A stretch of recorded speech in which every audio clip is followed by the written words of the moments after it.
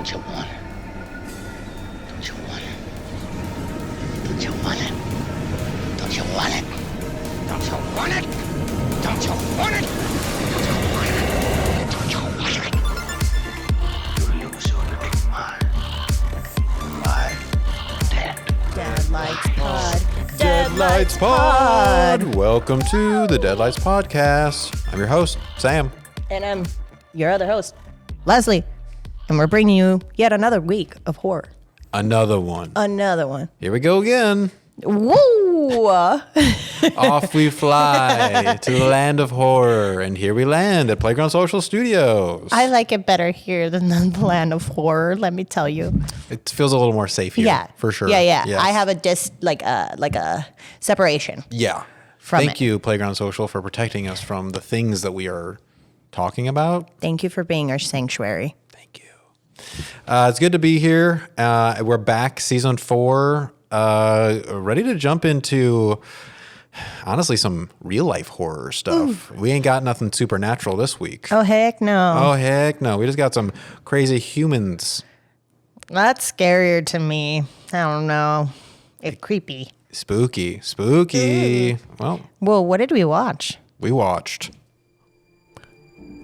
Red Dragon from 2002, directed by a piece of shit, written by Ted Talley.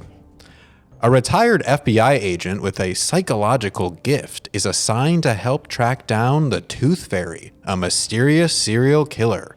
Aiding him is an imprisoned forensic psychologist, Dr. Hannibal the Cannibal Lecter. Ooh. We have another installment in the Lecterverse. Yeah. It's interesting.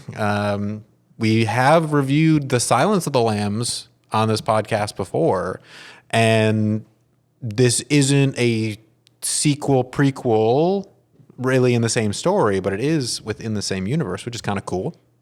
And we also have the same writer from Silence of the Lambs. Ted Talley wrote the original movie. So that's kind of cool to have that returning back. And obviously the actor, Hannibal Lecter himself, Anthony Hopkins, is coming back. So I know that there is a show. And, in his own respect, he is a respected actor. He's pretty good, but no one can really do it the way that Anthony Hopkins can. yeah. There's just an element of creepiness that he inherently has. Poor kid. Not help, but he's such a piece of intellectual machinery. He can't resist goading, needling, dangling them, teasing them, but also psychoanalyze him at the same time, trying to get into the depths of his denial. He just has that somehow controlled psychosis nailed down in this character, at least. It's an infamous character that has been played by different actors over the years. But you're right. He's the one that we think of when we think of Dr. Lecter. So it's cool to see an infamous character returning in a completely different story that isn't connected to the first movie. See how this spin is, see how he interacts with these characters, because he is an entertaining character to follow along with. And like we just said before we started, we got real life circumstances here. We're following an FBI agent. So the human depravity is definitely on display in this film. Oh, yeah. And there is a fun fact of Anthony Hopkins' performance in Silence of the Lambs, in which he doesn't blink in any scene whatsoever. And I was looking to see if he would incorporate that in this movie. And he didn't. He definitely blinked. Definitely blinked. And I was just like, what the fuck was the point? Why didn't you just keep that? That's creepy. I think we're going to have an interesting conversation about the Hannibal Lecter in this movie versus the Hannibal Lecter that we saw in Silence of the Lambs, because I noticed some differences too. But and they were years apart, right? 7 years. Yeah. Well, actually, no. Silence of the Lambs was probably early 90s. So it might have been even 10 years after Silence of the Lambs. And you know what? good job, Anthony Hopkins. You don't look a year older. No, he looks the same. Yeah, 10 years. That's a significant amount of time. I would assume anybody would have some changes, but like not even. Like his physique was still the same.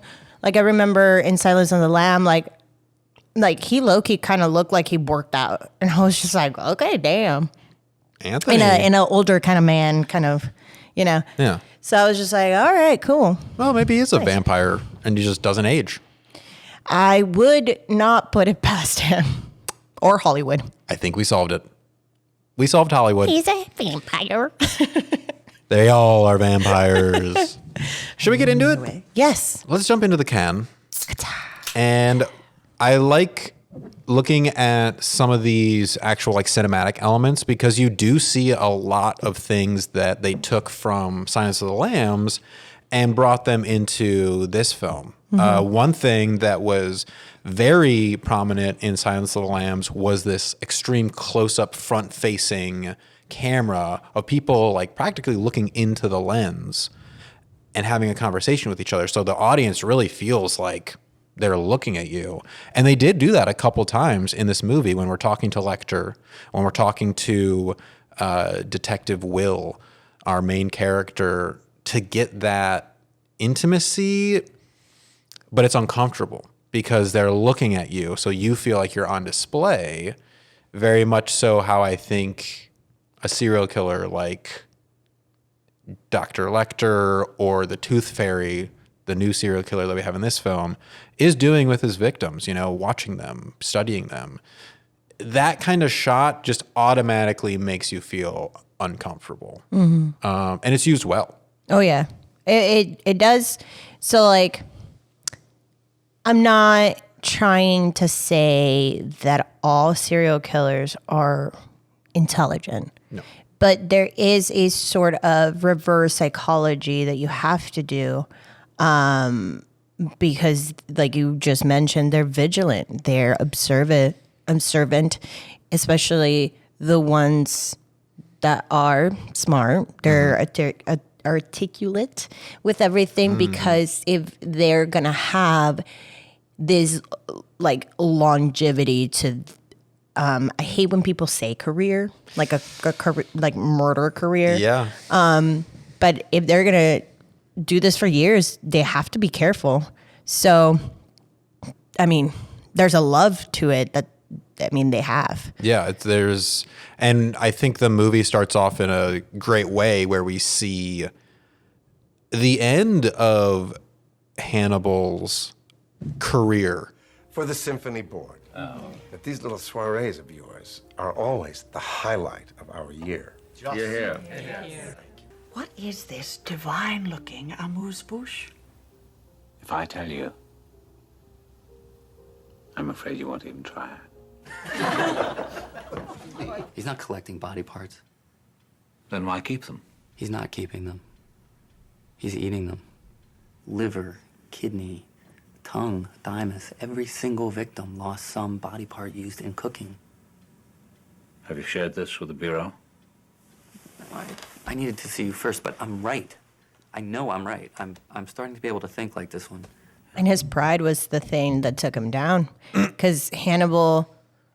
And there's a part later in the film in which, he loves the compliments. You get to see the file on this case, and there's another reason. I'm all ears. I thought you might enjoy the challenge. Find out if you're smarter than the person I'm looking for. Then by implication, you think you're smarter than I am, since it was you who caught me. No, I know I'm not smarter than you. You will not persuade me with appeals to my intellectual vanity. He's not just doing it to murder people. Like, he loves the taste of humans. So he's also doing it in the aspect of, like, this is a delicacy. It's a luxury that I can have. And on top of that, I can murder them however I want. It's great. Disgusting. Creepy. Yeah. Fucking creepy. I was in the middle of eating. Why did I do that? You always eat during these movies. Yeah, Yeah. Either do it before or after, I'm either preferably always before. okay. I'm either always eating or I'm always eating while watching horror films. Yeah, I guess we're gonna have to start really keeping track of these things. Yeah. We'll start a study.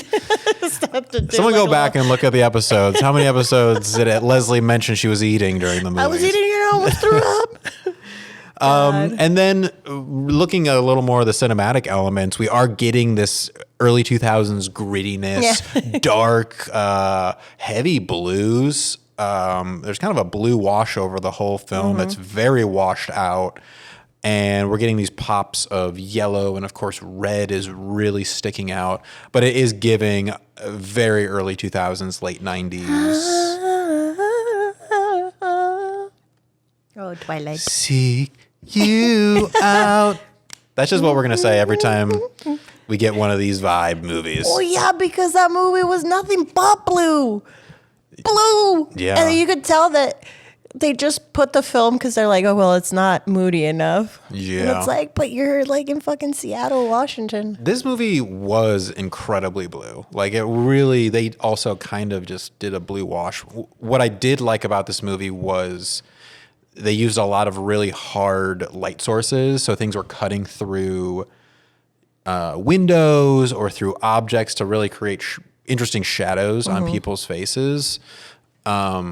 It was a dark film, but they were using the shadows in an interesting way, at least, instead of just putting blue over everything to make it just like that moody, which they did do too, but at least they were bending light. They definitely used it, I think, more resourceful than the puppet movie that we watched not too long ago.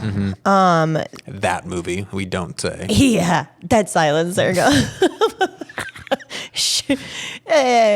But yeah, they weren't so tactful. No. It was a little too heavy-handed. Yeah, it felt like they were at least trying to make interesting shots, and there were some cool shots that were also callbacks to Silence of the Lambs, like when we first meet Lecter after he's been caught going down that corridor to his cell, very much directly referencing the first one, which is cool. And then, I think that the writing and the acting performances were very natural. Ted Talley, I think, did a great job writing seemingly very natural dialogue scenes. Also, the casting director knows how to cast for this film as well, because we are asking authenticity from these characters, and Lecters and the Tooth Fairies are very methodical and heavy, and these two actors know how to get there. Oh my gosh, like what's Voldemort's actual name? Ralph Fiennes. No, I'm just kidding. Instead of Voldemort. We don't say that. We don't say that name. We don't say the name of that movie. Oh my gosh, he is phenomenal, man. If there's anything I hate worse than pity, it's fake pity. Especially from a walking hard-on like Ralph Mandy. Sorry. I have no pity. He's so good. Yeah. He also gave me that creepiness. And he wasn't even like doing much. No. He literally just did it with his eyes. Yeah. I can hear that you've had some kind of soft palate repair. But I understand you fine because you speak very well. Have you considered the possibility that he is disfigured, or that he may believe he is disfigured? In the mirrors. Of course, those shards in their eyes, so he can see himself there. That's interesting. That's not interesting. You thought of that before. I had considered it. Speaking of Edward Norton, I've always enjoyed his performances. I really liked him. He's got a gift for a certain sort of psychological component of the work they're doing, the profiling and things like that, and literally the ability to understand what thrill is the killer getting out of it, what is the What's the emotional thrill for him in the crime? When I was acting, that was one of the actors that like I wanted to like act along with. And then I heard that he was a jackass, and I was like, bro, why? Yeah. Like, come on, just be a regular person. Just be nice. Just be nice. Yeah, just be decent. Bro. Yeah. Come on. Yeah, it sucks to hear that. So I hope he's fixed it. Fix yourself. By going to therapy. Fix yourself. Fix yourself, bro. Yeah, it is unfortunate because I think everyone, and it is a very stacked cast. It is. Besides Edward Norton, we have Harvey Keitel and Ralph Fiennes and Anthony Hopkins, Philip Seymour Hoffman. As far as the actual performances of the movie, everyone did great. Everyone showed up and really did their job, it felt like. And I think that the script allowed them to have moments of silence where with Edward Norton, for long periods of silence where he's going through these crime scenes. The intruder enters in the dark and cuts Charles Lee's throat. They let Edward Norton act it out instead of saying it. So we were able to see what was going on and follow his emotional journey. We're solving it with him. And we're solving it with him. It was cool. It was more like we were on the ride of being with this detective rather than really just being like laid out all their cards, spoon feeding us the information. So I think that working with the script, good job, Ted. And I also really enjoyed I want to say this word, but I always fuck it up. Juxtaposition. Juxtaposition? Jessica's position. Sure. Jodie Foster's character in the first one, and then Edward Norton in this one. Both of them brilliant minds, but kind of meek characters, kind of, soft spoken for the most part. Yeah. And methodical. And, they have a kind of patience to them that I think when you are watching a detective or a cop, they tend to be high emotion, heightened all the time. Oh, this shit. Like in comparison between these two people, I think they did a good job casting. Yeah. A similar kind of Jodie-esque person. I'm not psychic, Doctor. No. This is different. More akin to artistic imagination.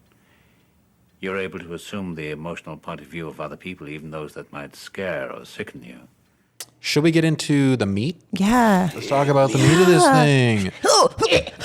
Which does a little bit have to do with the job that we're talking about, these detectives, and what does it take to catch the most depraved minds of society? What does it take to look into the darkest corners? And how long is it going to take before that affects you and the people around you? I mean, and the closest thing that I can think of is when actors have to get into the mindset of a dark character, and then they themselves are like, I need a break from playing a bad guy or playing this kind of a person because it fucked me up. And I just like need a break. And it's like crazy. It's the classic, like, look into the void and then you yourself become the void. And that's what detectives are asked to do every single day. So no wonder some of them, majority of them, are pieces of shit. I mean, it's not takes hard, one to know one, right? It's not hard to understand how they would get jaded from society too. And Edward Norton gets to a point where he gets so wrapped up into it at the beginning, it almost kills him. I regret I came to this world, but every game must have its ending. Now he's called back into duty after years of retirement. And it kind of does the same fucking thing to him. It does the same fucking thing Because to him. you are shining a mirror. You know, no matter how good you think you are, as the detective, you have to jeopardize, if not sacrifice, a lot. And a lot. And sadly, like, his family was the one that was being jeopardized. And that was his weakness, quote unquote. He knew too, like, at the beginning when they first came to him, they were like, just come and look around. That's all you have to do, just look around. And that, he even was saying that to himself when he's explaining it to his wife. He's like, I'm just going to go look. He just wants me to look at some evidence, Molly. Give him another point of view. You know, it's a few days, a week maybe, and I'll be right back. You believed that? There's a chance that I could help them save some lives. How do I say no to that? We knew, I think he knew, once he goes there, it's just going to be the detective mind clicks in. His, you know, gift clicks in again, and he's wrapped up in it. The pieces of mirrors make their eyes look alive. He wanted an audience. He wanted them all lined up, watching him when he touched her.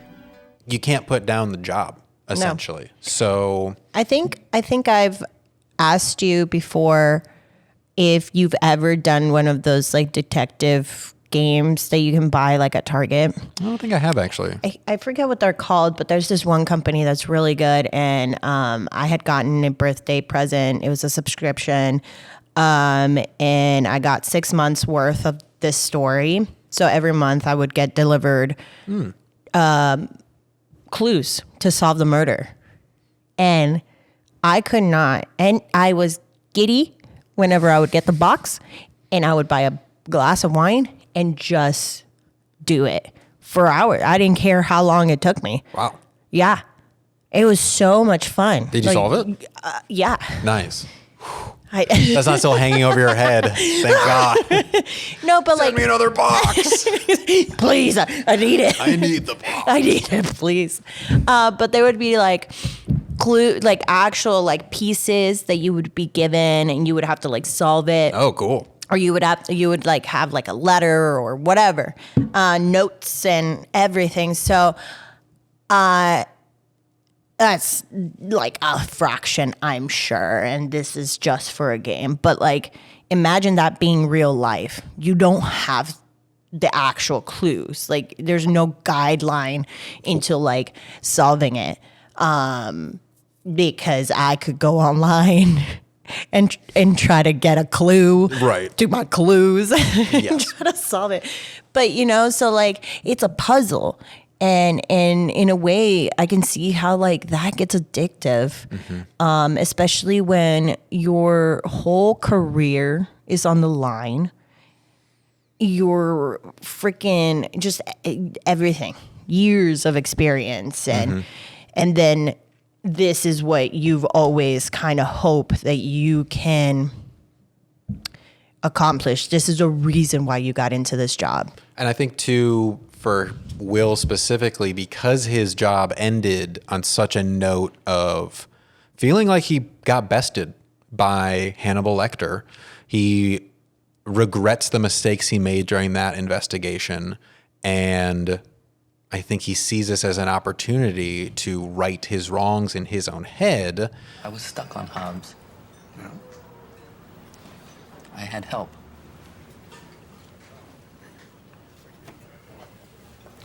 From Lecter. Lecter says it a couple times about the idea of fear and imagination. You fear me, but still you came here. You fear this shy boy, yet still you seek him out. You caught me because we are very much alike. Without our imaginations, we'd be like all those other poor dullards. Fear is the price of our instrument, but I can help you bear it. They say both those things side by side a couple times through the movie. And I think that is what he's struggling with, and what a lot of detectives have to struggle with, is the fear of not, what's out there, first of all, and also not being able to catch your guy.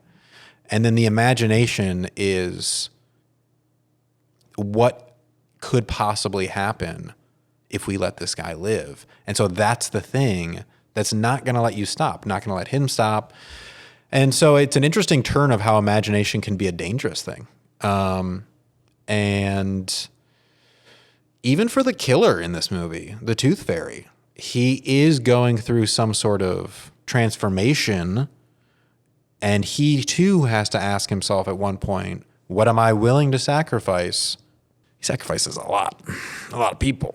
And also, I mean, himself too. Because we see his humanity coming about when he meets a girl that he seems pretty interested in. I know what it's like to have people always thinking that you're different.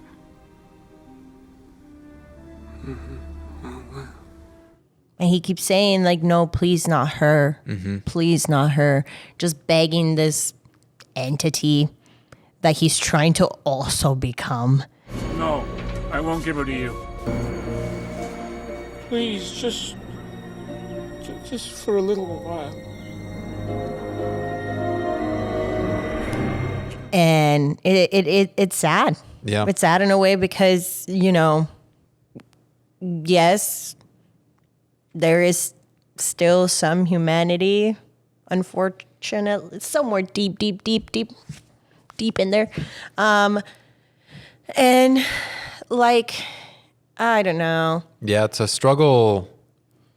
It's a struggle, the question of empathy and sympathy that we have with the killer of this movie, which is an interesting element and a struggle for me of part of this movie, of how much sympathy we actually can give to the killer, you know? And it makes me feel guilty to have it for these characters and for these people. Yeah. Because I don't want to. I'm like, no, you murdered people. I don't care about what happens to you. Yeah. But then it's like, well, then where's the separation between me and this person if I have no sympathy?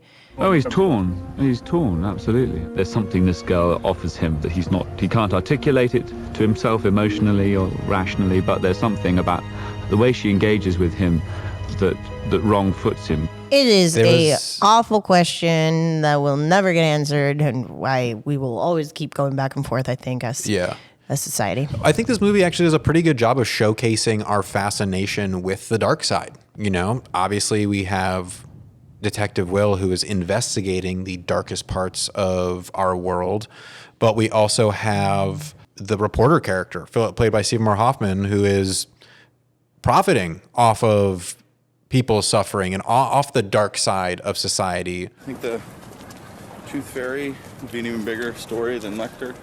I mean, he's already beaten Lecter's score. Hey, you write lying shit, clowns, and the Tattler is an asswipe. Stay away from me. We're seeing how different people can become enthralled with the dark side.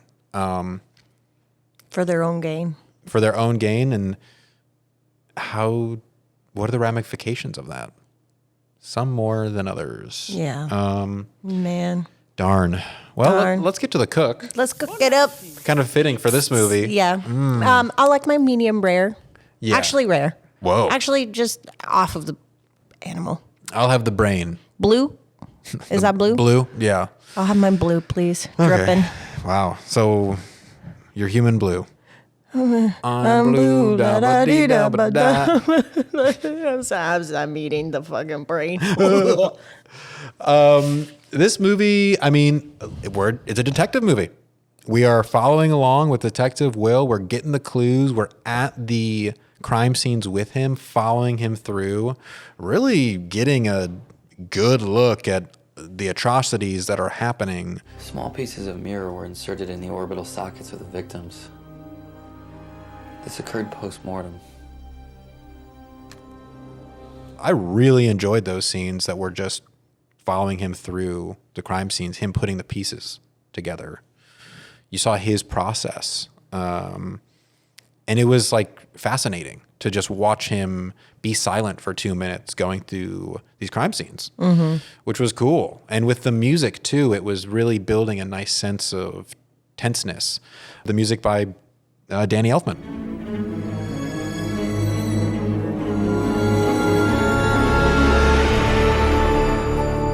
It really kept me in it with going from clue to place, trying to put this together.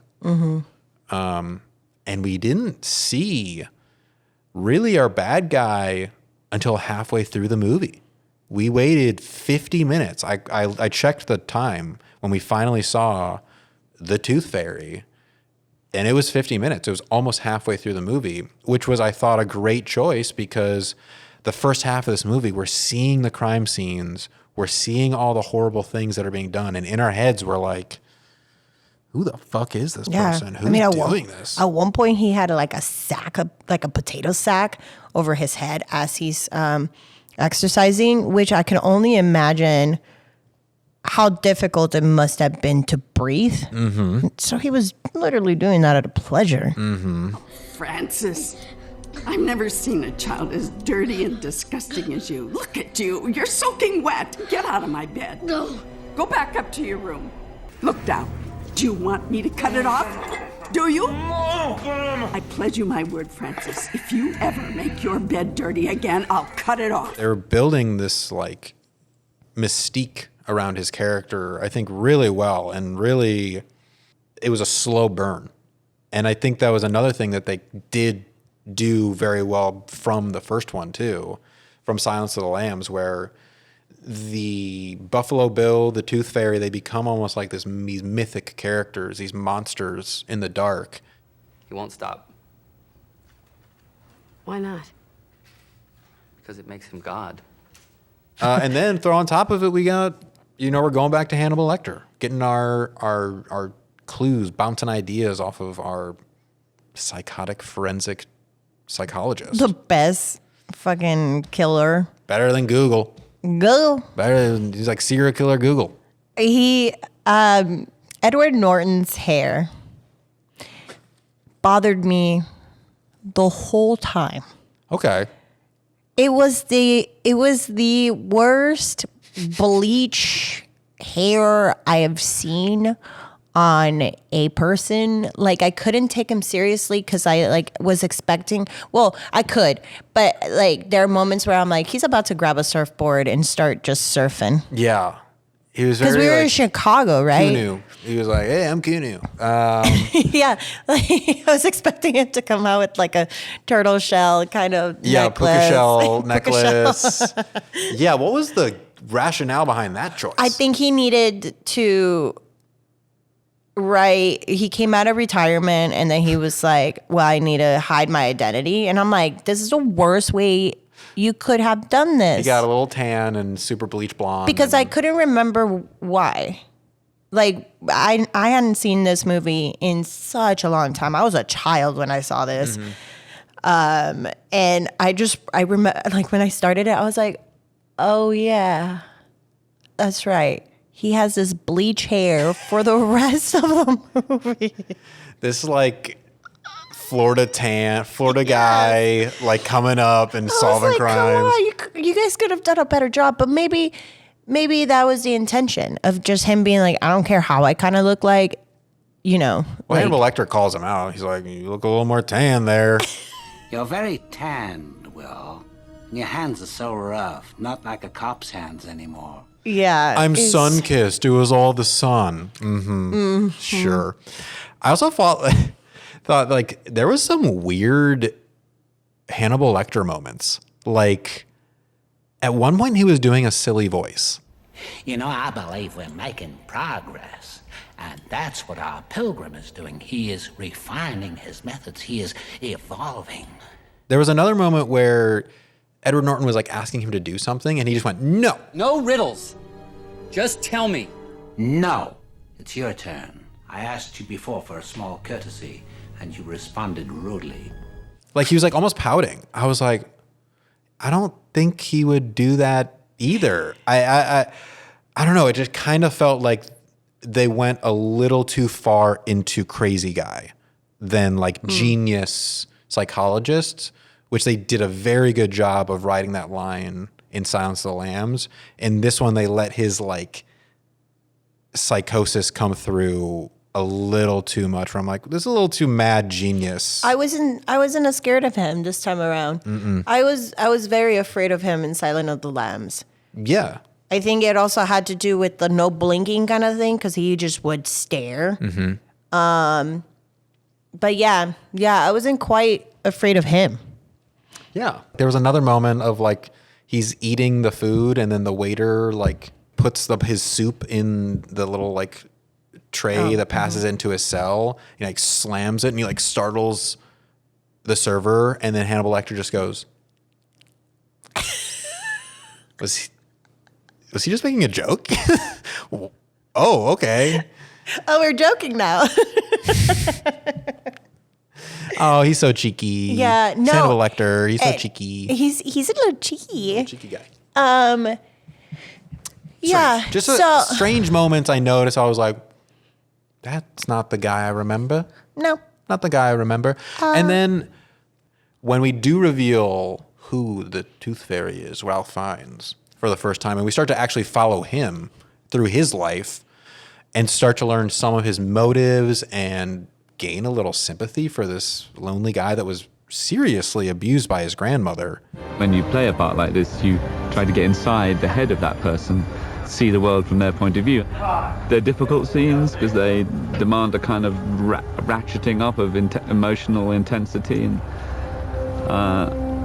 and psychosis, which, I'm trying to engage with something that's actually quite upsetting.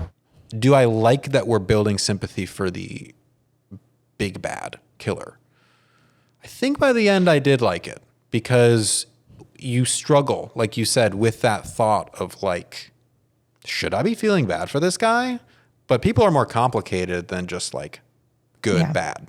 Yeah, and it's not completely just like black and white kind of thing. Unfortunately, there are some people that you're just like, man, I really hope, I wish that like you were just terrible, and I just, but. And he was struggling with it too, like we saw he was going through some sort of psychosis where he thought he was becoming this painting of the Red Dragon. And he did struggle with it at one point too, when he met this person that probably one of the first people to ever give him any sort of sympathy or love. And he didn't want to give that up. He'll hurt you so bad. I can't let that happen. It's better if you go with me. Oh, dear, no. I have to shoot you.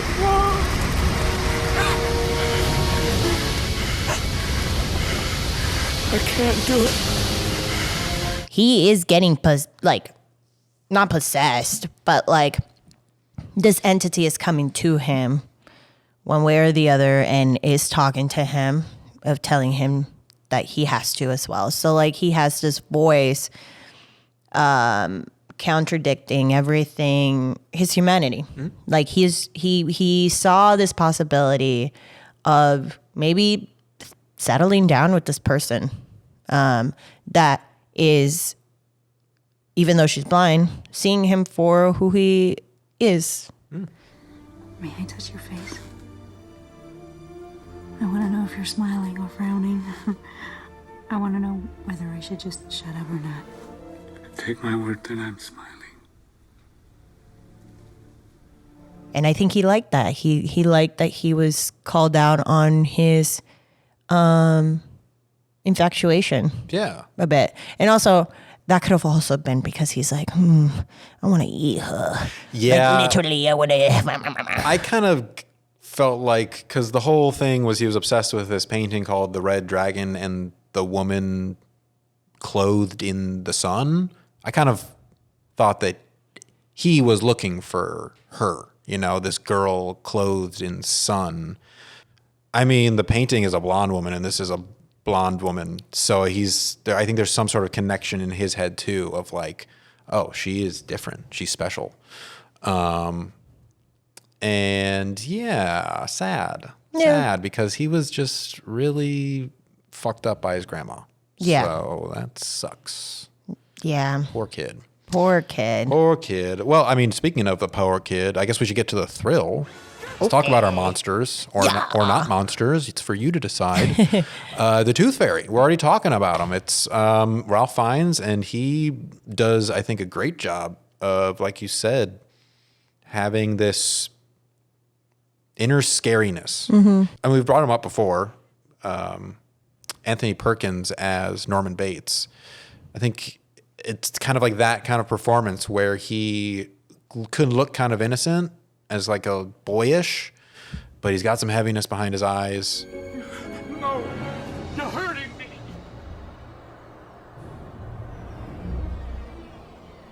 Should I be scared of him? Should I feel bad for him? He does a really good job of riding that line. Oh yeah.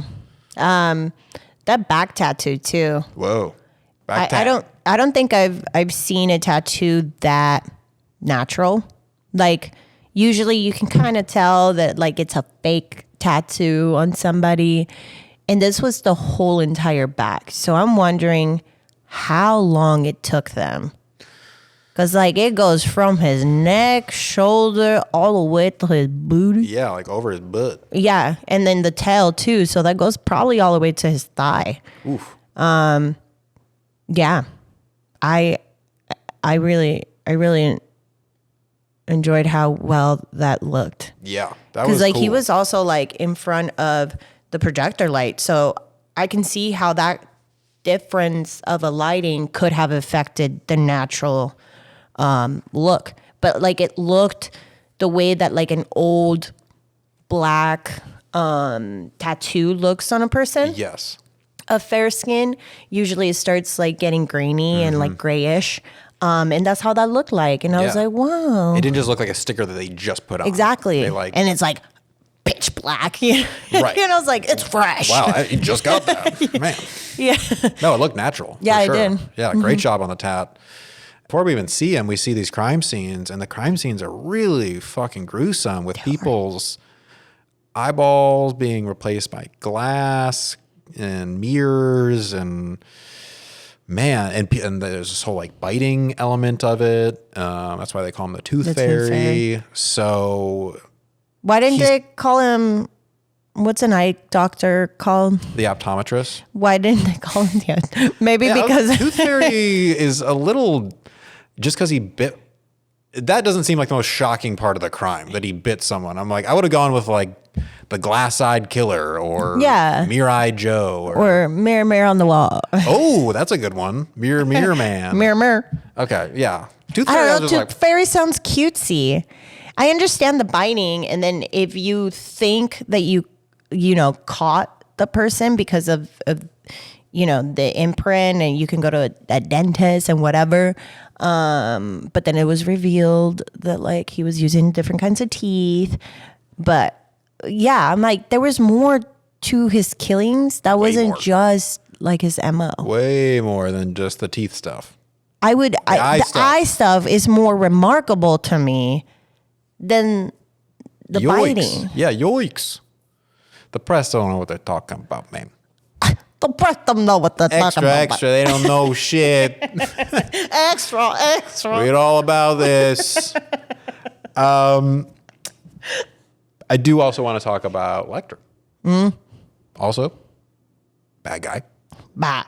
So bad. Bad guy. I like I said, how we caught him right at the start. We get a little lore of our big bad, even if he does have a terrible ponytail.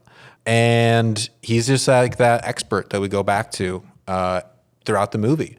Because if this pilgrim feels a special relationship with the moon, he might like to go outside and look at it.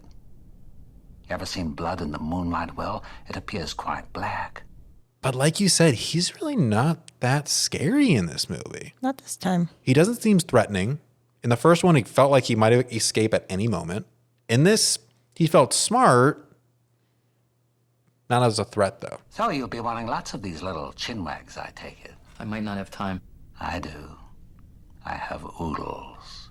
Like they could have taken Lecter out of this movie, and it could have still been about Edward Norton really getting into the psychology of a serial killer to the point of like almost becoming one. And it would have been as interesting. I almost was like, what did Lecter add to this movie? I don't know about that much. I think it was just nostalgia.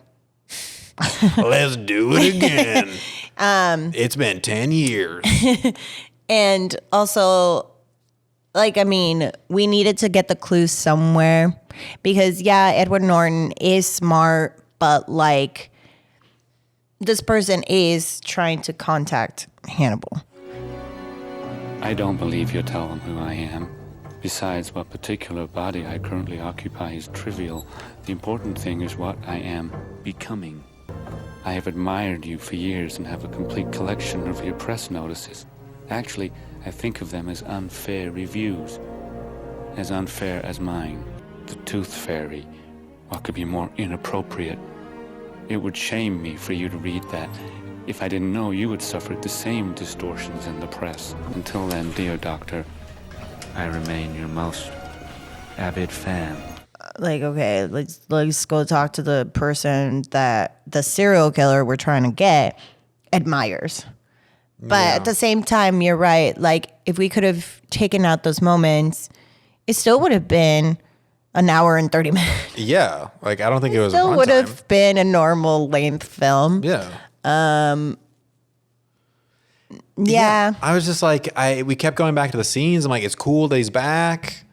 But like, I don't know. I felt like we could have done without him. And because he wasn't delivering this like super scary Hannibal Lecter performance, we kind of got tied more into the Tooth Fairy, which I enjoyed that we saw that side of it. Mm-hmm. We lost track of him a little bit in like the second half of the film.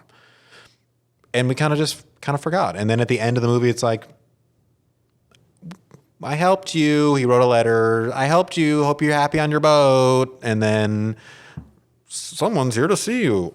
Oh my God, it's the beginning of Silence of the Lambs. So this is kind of like a prequel then. It's a prequel. Right? Yeah, it happens right before. It ends with Clarice coming in. And he's like, ooh, I get to do this all over again. One more time. Okay, this time I'm not going to blink. I'm not going to make silly jokes. Yeah, I'm going to be really creepy. I'm going to be just sitting down and being like... Yeah, he took notes from his first performance in The Red Dragon and perfected it in The Silence of the Lambs. Mm-hmm. So, okay, now it actually makes more sense. But now it's a girl, so maybe a woman. Maybe he was like, I mean, he was obviously attracted to Clarice. So he's just like, ooh, I can't be silly. I can't be doing these little skips around the room. I got to keep it cool. I got to keep it cool and collected. Yeah, that's fair. That's so true. He knows how to turn it on. Yeah. For Clarice. I mean, there is a thing about these serial killers, right? Majority of them are these charming characters. So a lot of people are like, how did he get away with it for so long? And it's like, some people are just like freakily good at talking to people. Blending in. I just told somebody that they could be the most perfect serial killer because they're really good at having other people's boundaries be broken. They start being, he like tests them little by little. And then it's like, all of a sudden, this person's like, who didn't like physical contact, all of a sudden is like, you know? So it's like, that's what it takes. Wow. Okay. Vigilant and they can get in there. You keep tabs on this person. Make sure. Oh, I do. Good. I spend a lot of time with him. That makes me concerned that you might start becoming him. And then I'm dead. I'm doomed. I'm dead. I'm doomed. I'm dead and doomed. Let's get to the final ride. Let's do it. Let's park this dragon in its proper red space. I think for the most part, the ride actually does do a pretty good job of keeping us going and unraveling the mystery, unraveling these characters, really, and their motivations. So as far as that goes, I think that the pace of this movie, it is long, but I didn't feel it's time. Like the first one too. Like it is a long film, but like everything, like there isn't filler. Well, what do you? I'll give you one the Hannibal. filler. What? Well, Hannibal. Okay, whatever. But what was up with Philip Seymour Hoffman's character? he was the reporter that was like reporting on everything, whatever. He was kind of coming in as like everyone hated him. But he was really just kill bait, you know? Like in the end, like they literally gave him a story so the Tooth Fairy would maybe come after him. And then they lost track of him and the Tooth Fairy did come and kill him in like a really gruesome fucking way. His kill was scary. One of the best kills of the movie, but I was still like, they brought in Philip Seymour Hoffman to be this dopey asshole, like mumbling character. All right, it's a pleasure doing business with you. Chumps.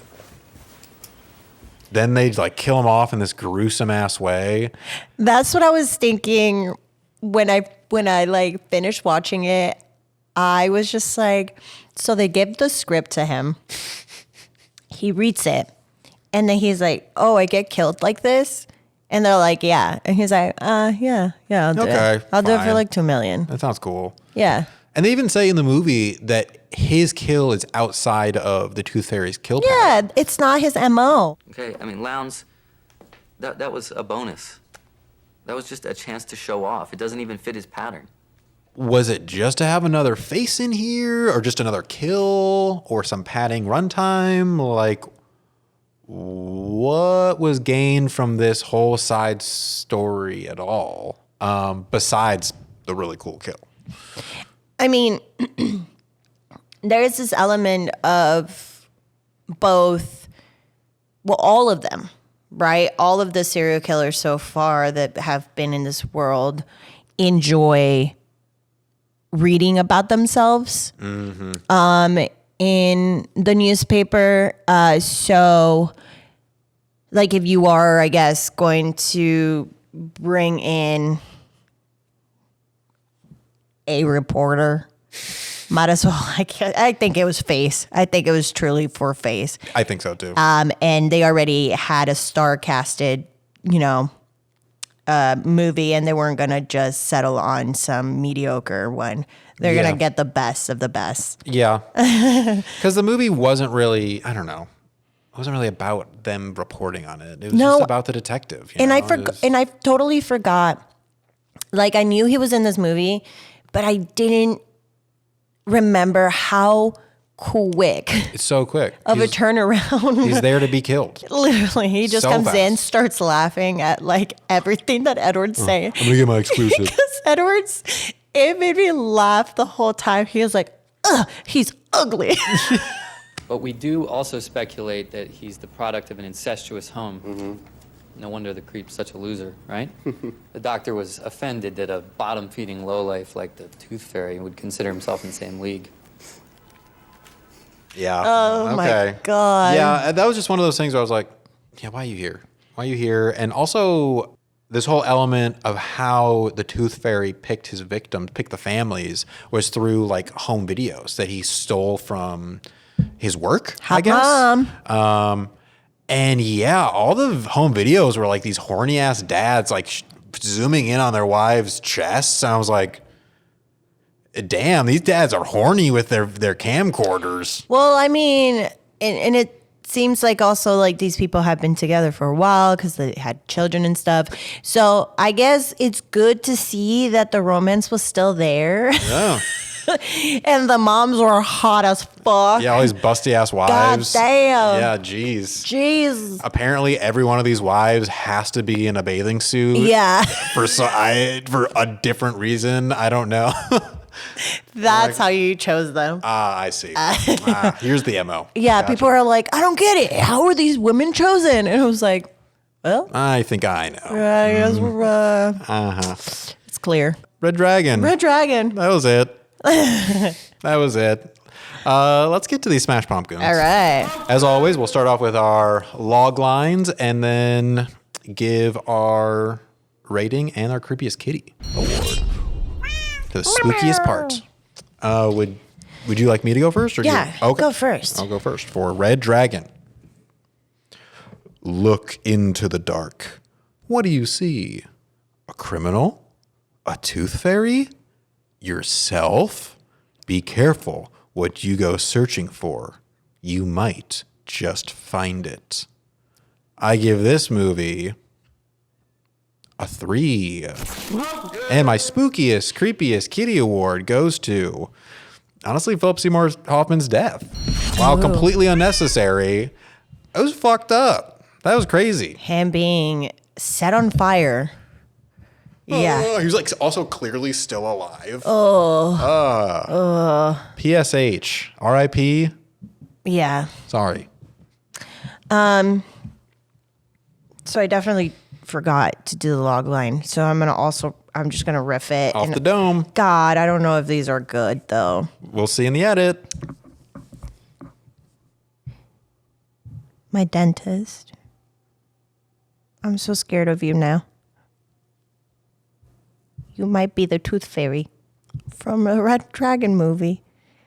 Or it could be the guy reviewing my videos in Blockbuster. No, Blockbuster didn't have. Anyway, I'm going to give this movie 3.5. 3.5. That was terrible. And I'm going to throw another one out there because I also had the being set on fire. Eating of the tongue. Oh my God, I almost threw up. But where she invites the tooth fairy in and she wants to touch his face. And he like almost eats her fingers. Like it's a combination of pleasure and consumption. He almost does it. But then he runs away. I gotta go. But that's scary. Yeah. Like somebody wants to eat you and fuck you at the same time. Ooh. Yeah, scary. Anyway. Scary. That was a good moment. It's a good moment in the worst way. Yeah. All right. Red Dragon. Put it to bed. Thank you so much, Red Dragon. Thank you so much. And thank you for listening or watching, whatever you may be doing here at Playground Social Studios, our host for the 4th season. You can follow them at Playground Social and definitely check us out at the Deadlights Pod. Yeah. And you can follow me on Instagram at Color Me Leslie. And me at Beep Beep Richie T. But until next time, let's get spooky. Ooh. I am a red dragon. I'm going to eat you. I'm going to eat your tongue. I'm going to eat this paper so I can be him. I guess that's how that works. You just eat paper. You just eat the painting. That's all I needed to do this whole time? The original painting, too. Oh. All right, cut.